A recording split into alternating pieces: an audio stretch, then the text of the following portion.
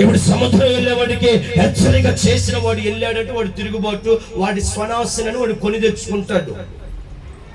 అలాగే ఆత్మీయునికి హెచ్చరిక చూడండి, సంత వీధుల్లో ఎవరు?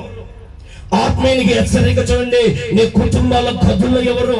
ఆత్మీయునికి హెచ్చరిక చూడండి, గ్రామాల్లో ఎవరు? ఆత్మీయునికి హెచ్చరిక దేశ నలుమూలల్లో వీధుల్లో సందుల్లో ఎవరు?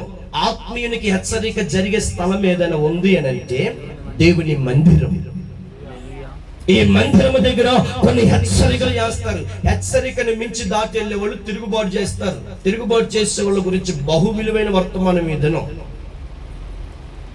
అసలు తిరుగుబాటు అనే తనం ఎక్కడి నుంచి పుట్టుకొచ్చింది అని అంటే చూడండి, ఇదిగో ఈమె భర్తకి దేవుడు మేలు చేశాడు చూసావా, కృతజ్ఞత లేనిది, మర్చిపోయింది, అందుకే దేవునికి తిరుగుబాటు చేసింది.